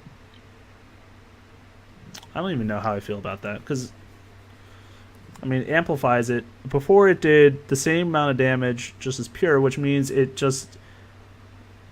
Yeah. Yeah, I guess it is a nerf. Because it now gets affected by magic resist or whatever. Or physical. Or armor. Armor. Mm-hmm. So yeah, I guess it is a nerf. In a little way. Yeah. Shadow Fiend. Necromancy soul cap increased from 12 up to 36 to 15 at that rank 1 up to 36. Requiem of Souls debuff is now applied when the wave hits units instead of in a slightly smaller area independently. Requiem of Souls slow increased from 20 to 25%. I don't really know what the smaller area thing even means. Clear Soul debuff is now applied when the wave hits units instead of in a slightly smaller area. I don't know either, to be honest. The slow increase, sure, that's nice. The cap increase, at that point though, you're already getting last hits, so I mean, I guess it's nice. to help him early game, but does he need help? I mean, it's not like gonna help him get those last hits early, so it's just gonna continue the snowball a little bit, but it's nothing large here. I'd say just some little buffs here. Shadow Shaman Shackles mana cost rebalance from 110 up to 185 to 140 to 170. Mass Serpent Ward cooldown increased from 110 to 120. And everyone was not surprised in the least bit. Whoa! Nerfing Shadow Shaman? The Serpent but Wards? Why? I mean, how could you? I mean, 110 for that ability, maybe a little low. So, I mean, 10 seconds is only 10 seconds, but this won't stop from getting picked as a support. Not at all. So, oh well. Silencer Glaives of Wisdom % intelligence to damage. I read that really wonky to try to get the point across. Glaives of Wisdom % intelligence to damage from 30 to 75% to 30 up to 84%. Ooh. Global Silence mana cost from 250 up to 450 to 250 to now 500. I like it. More late game autos. Punch them in. Less Aghanim's Refresher. The question is if you change nothing else about his kit until he's, putting the last few points, and by last few I literally mean last point, into Glaive of Wisdom, do you really care? Are you going to pick the hero? No, I mean, this isn't changing anything like that. And this also is not going to change Aghanim's Refresher. It's totally still going to have 25 mana. It's not going to do anything. 50 mana. Twice. Ooh, 100 mana.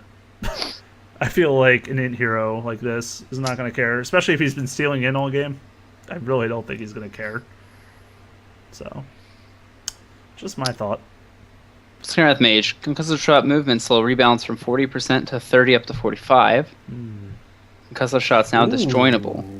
Mystic Flare damage now dealt over 2.2 seconds instead of 2. Some nerfs there. Interesting. Pretty reasonable. Yeah, I was going to say, very reasonable. Nothing like taking him out of the game bad. I'm actually a fan of the Concussive Shot. Nerfs? Nerf. I mean, it's a buff at the last rank for the movement speed slow, but I feel like that's totally reasonable. I'm glad it's disjointable now. It's weird that it just keeps following you. Yeah. Although you can also see it coming pretty easily, so it's like I feel like always going to get disjointed if the hero or player has the ability to do so with like a Blink Dagger. Lancer? Battle Lancer. Yeah.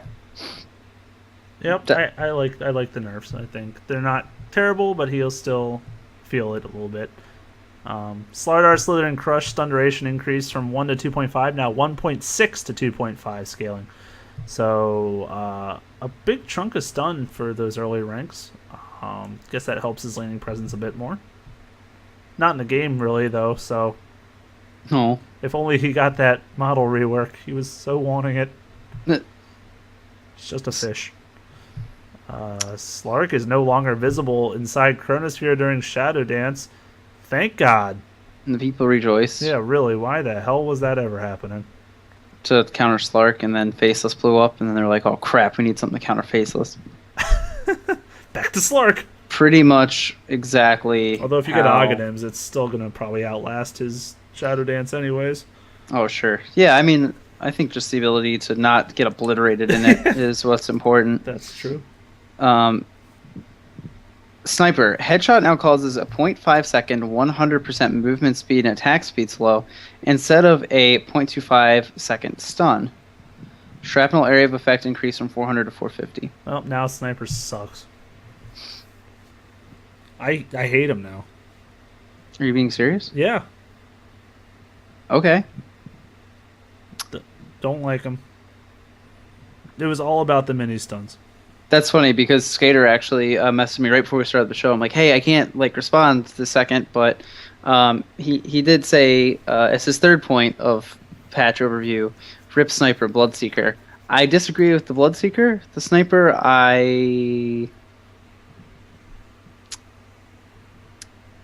Okay, I can see how it's decent, but the stun, you just can't. Once you lose a stun, just like IO tether, makes the hero so different. Also has literally 0 ways to interrupt any kind of channel or teleport now. He was really good against Enigma and other heroes like that. Loses that ability now. I mean, it just changes the dynamic headshot completely. So I think it's great shrapnel area effect. All right, why not? I don't know. I think this hurts him bad. Yeah, which is kind of interesting. I mean, Assassinate will still mini stun, but you're sitting there. I mean, it's like a stun in a target. way, right? Like, especially in laning phase and stuff. It's like, okay, you're not moving for 0.5 seconds after I headshot you. So, in a way, it's like a stun, I guess. But it's not. So, I don't know. I can see the plus of it, but I can definitely see the negative of it. Mm-hmm. I sort of like that it's about... I don't know. The random patinking I do feel is like kind of obnoxious. So I feel like this is more towards him being pushy and zoning and not just obnoxious. I agree. I think it's probably a good change for the hero, but I just think that the headshot made him really strong. Mm-hmm. And now it's just not. That's all. But I'm not saying I'm devastated with it. I just don't think I like him myself as much. That's all.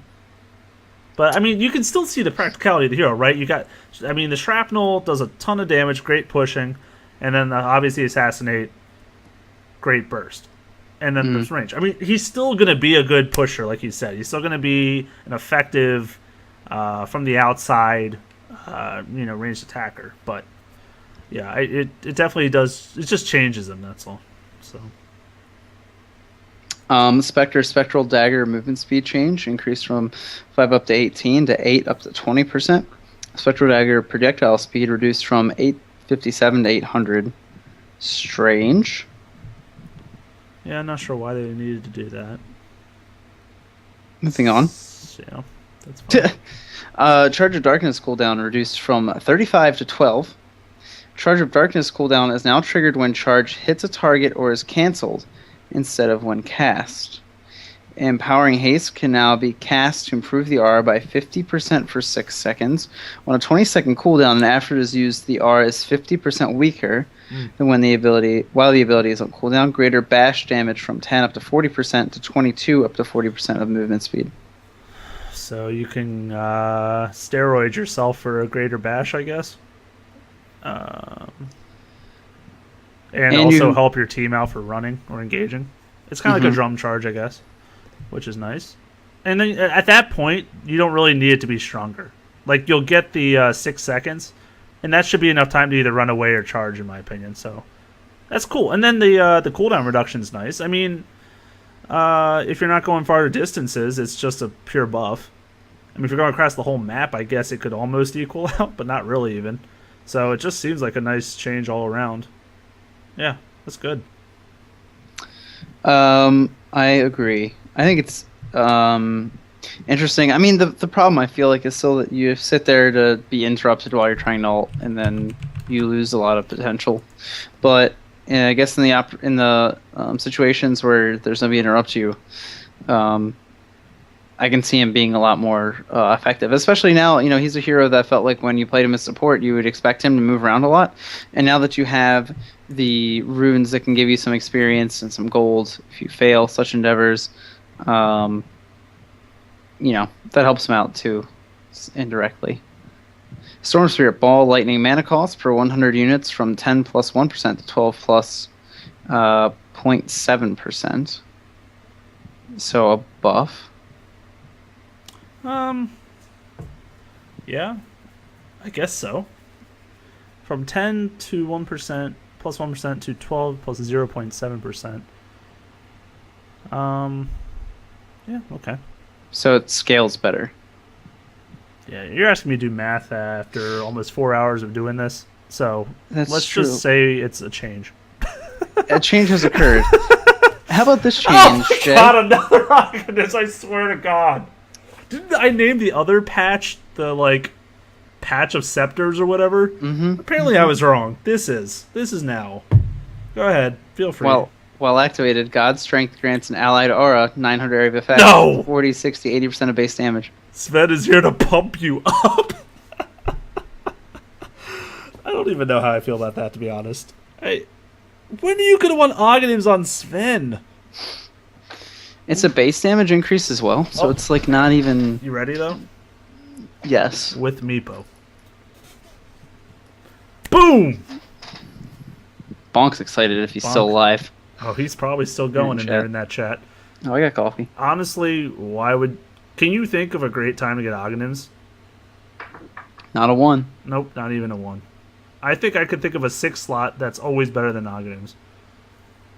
Well, Like, unless your team is so heavy with using that base damage, I don't know. Feels weird.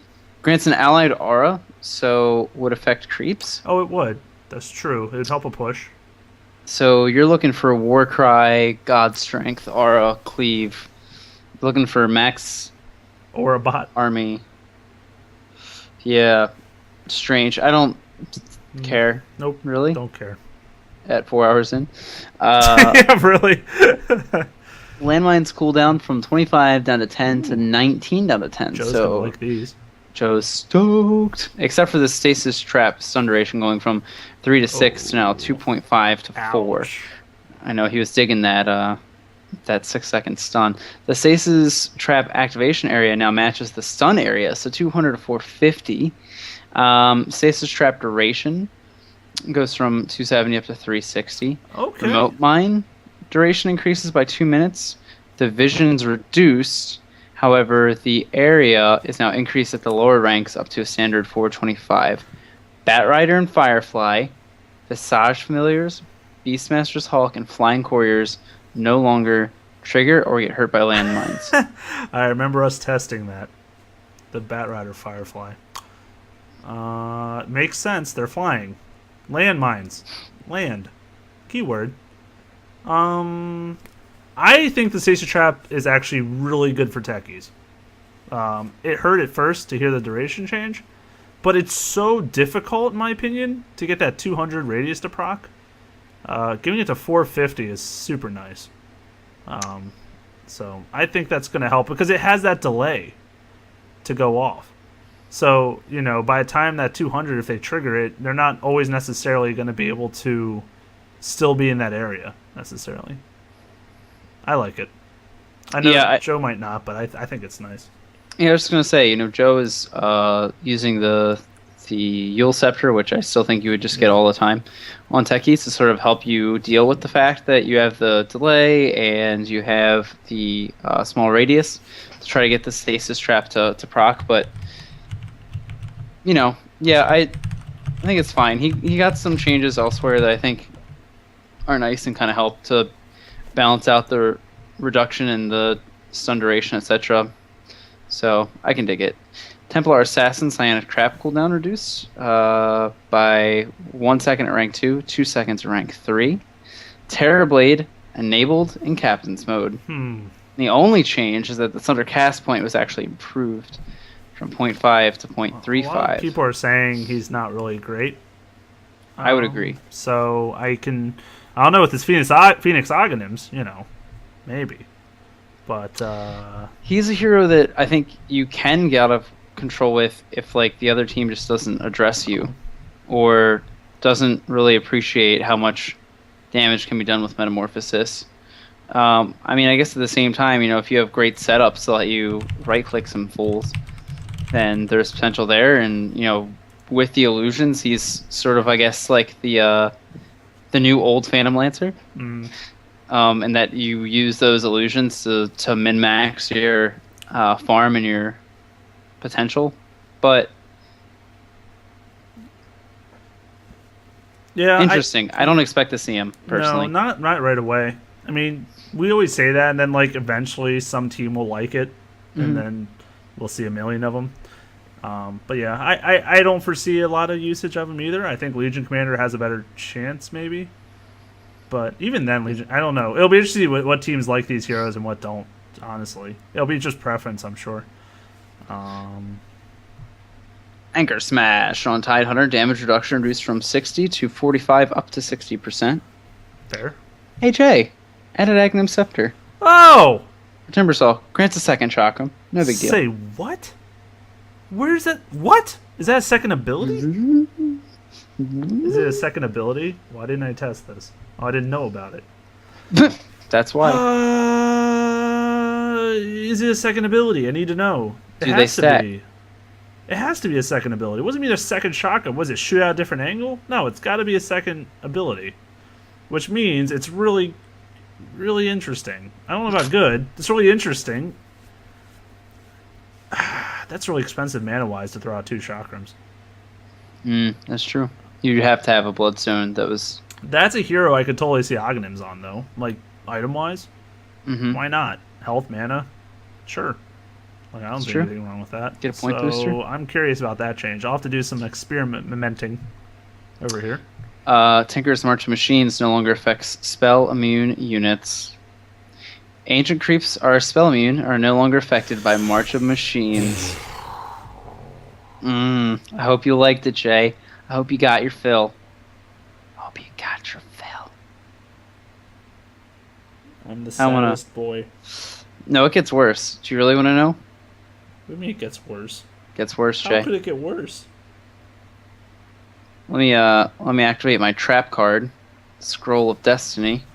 Ethereal Blade. Ethereal Blade now has a projectile that moves at 1100 speed. Ether Blast, now only turns the caster ethereal if they target themselves. You just confused me. I need to read it. I'm No, don't do it. to listen to you. Don't do it. I'll explain it. Don't look. Oh my god. Okay, explain it quickly. Ethereal Blade shoots a projectile instead of being instant. Okay. And it doesn't also turn you ethereal. It just it turns just the affects target. the enemy? It just affects the target, so you can still target yourself, not both. So you can't. So wait, if I use E-Blade, I have to wait for the projectile to land to use the rest of my shit? Yes. Moves 1100 speed. Well, I hope Morphling had a fun time whenever he played. My biggest thing for this is I had several games as Lone Druid where I just got destroyed by Tinkers because I would only get to attack him one time before he could rearm and E-Blade again. And that I found to be challenged. So I am super glad to see that. Tinker, I feel like, takes a huge hit. He's still playable. I'm sure, yeah. Definitely way different now. And definitely not as, I mean, the E-Blade Dagon days are almost gone. Almost. I could still see it being built, honestly, but the fact is that, I mean, 1100's a pretty quick animation. It's not terribly slow, and if you blink near them, it's not going to be horrible. But, yeah, it does change his dynamic. He's not as, like, just continuously firing off everything, going nuts. Like, it's going to have a little bit of time in between stuff. And obviously the ancient stacking was a huge way to get bots quick. So that is going to slow his roll. Now, granted, the way when you said that, I'm like, okay, I guess I'll just go in my jungle and hit the 3 camps or whatever and still get some farm, which makes him a little bit greedier, I guess, on his team. He's still great with Sheepstick and Shivas, though, you know? So, I mean, it's just going to be different. That's all. Yeah.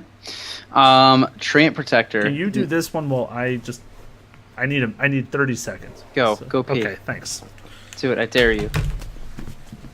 Nature's Guy's mana cost reduced from 90 to 60 at all ranks. 90 to 60, scaling to now just 60 at all ranks. Added Aghanim Scepter grants new ability to some, not to others. Eyes in the Force, which allows Treant to enchant trees to spy on his enemies and expand the area of overgrowth effects. Now that part is new. Eyes in the Force used to be one of Treant's abilities. Not even, I think it was his ultimate at one time, but then later was made not his ultimate. Grants unobstructed vision from enchanting a target tree. And this using overgrowth with the eye and the force down will actually spawn overgrowth at the tree and will cause it to deal damage. So 135 damage per second for 5 ticks at the last rank. So a pretty hefty chunk of damage. Only 100 mana costs, 55-second cooldown to give you vision in a rather large area. So the cast range is super short, so you can't just throw it on like trees that are super far away. But I mean, this used to be an ability that made Treant OP. So the fact to see it back in with the Aghanim Scepter, I think is really interesting, and I kind of like it in that it's something that you're only going to be able to get situationally, and in the later part of the game, not something you're going to be able to start with and have that vision advantage. Right, Jay, to everything I just said? Oh my god, you're so accurate. It's the thing. Ice in the Forest. I mean, how crazy. Did you know that? Did you see it? I'm reading it right now.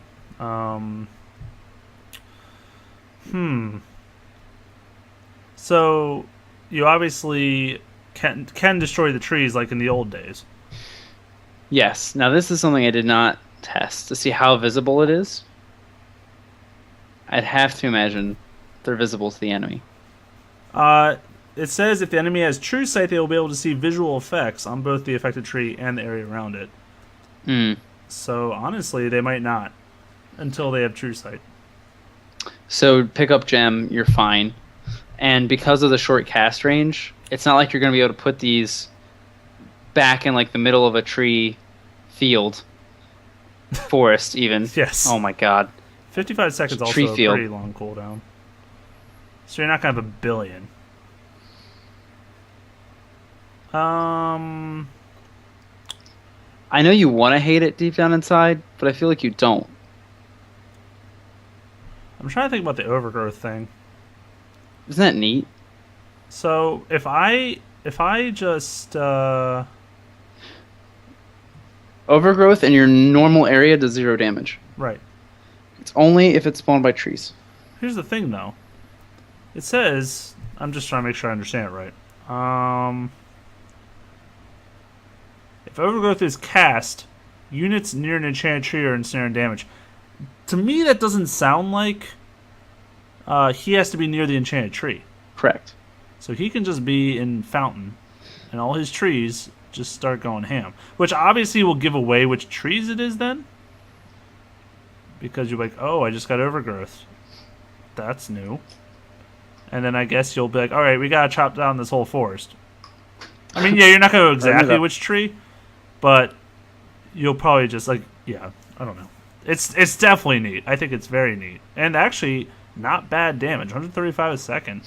It's not bad. Can't pick it up against Enigma? Or Bat Rider? I don't know, 35-second cooldown now. Hey, no. You can only clear a forest every 35 seconds, okay? Very cool. And that's a hero, once again, I could see that item just based on the item itself being built on. Mm-hmm. So, definitely going to get that on him. I mean, Blink Dagger is also really useful, of course, but no, I definitely would like that. Troll Warlord. Range Whirling Axe cooldown from 20 seconds to 17 seconds. And acquisition range increased from 600 to 800, which, again, why wasn't that... Why wasn't it like that before? Unless his attack range is still different than his acquisition range. Yeah, I don't which know. would be weird. That is weird. Actually, fun fact, Troll Warlord won our question of the week last week for which hero people love to see more of in the new meta, or in the meta. Nice little buff, I suppose. Attack range of 500, so it's actually his acquisition range is super far. Interesting. No. What? I don't know what's happening anymore. I don't either. Yeah. Anyway, Tusk, Ice Shards no longer stops when it hits a hero. Ice Shards now travels until the cast location and creates its blockade there. Ice Shards cast range increased from 1500 to 1800. Ice Shards no longer destroys trees. Snowball bonus speed per hero is increased from 75 to 100, and allies can now click the snowball to jump into it. The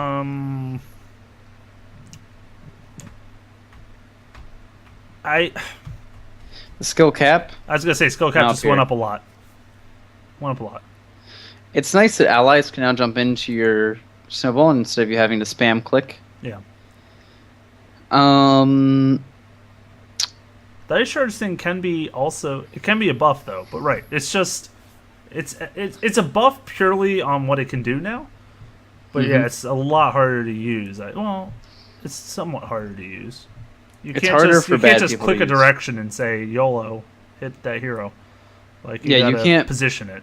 You can't cast it blindly and just expect it's gonna hope it hits a hero and then creates the wall.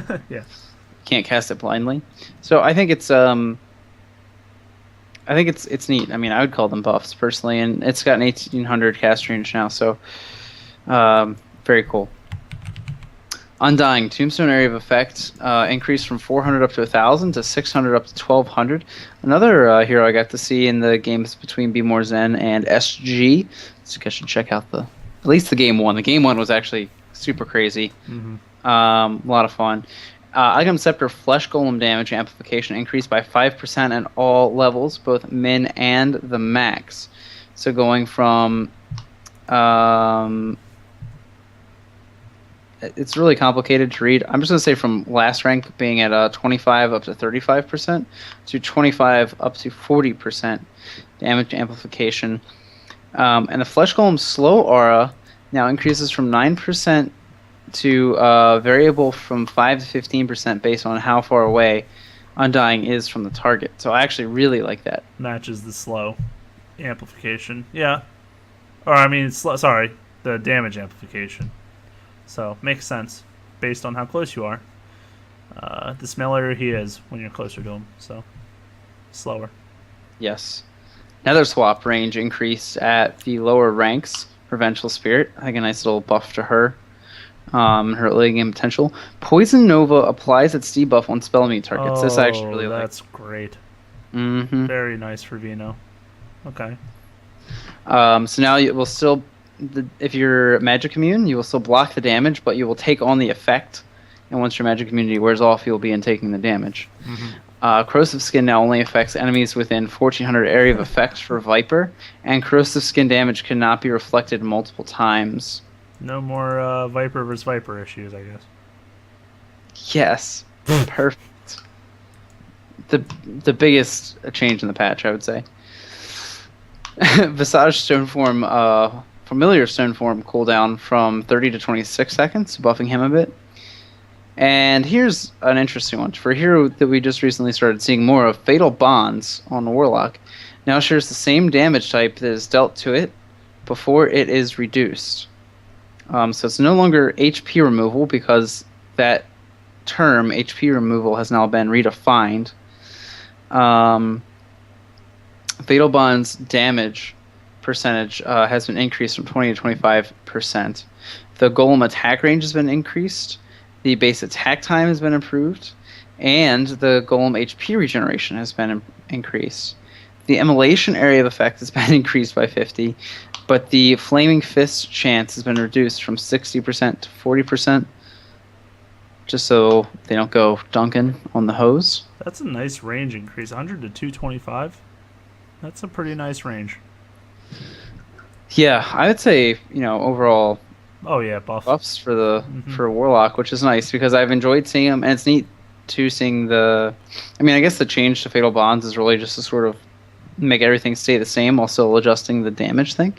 But it's cool to see him get buffs other places, considering that teams have already considered picking him up. You read a couple so I can adjust for asthma because apparently this is exhausting. I'm exhausted. 4 hours later.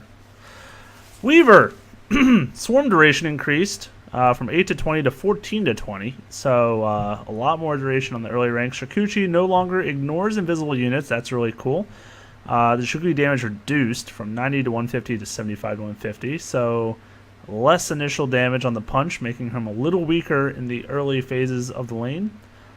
Gemini attack can now proc items and the Gemini attack cooldown increased from 6 to 2.5 from 6. Oh, so just the last rank gains a half a second. So instead of 2.5, it's 3. But it can now proc items, meaning that second attack can proc your lightning, proc your critical strike, proc your bash if you have a basher. Yes. I'm running out of things to proc here. Proc items, can it... When it says proc, so that means anything. Does that mean lifesteal? That's what I was actually just thinking. I think so. I would say yes, but Yeah. to me, I think the biggest item would actually be the Daedalus, would be the crit damage. Yeah, it's got to be the Daedalus for sure. That's a lot of burst, man. It is. Or Mjolnir. Yeah, that's pretty cool.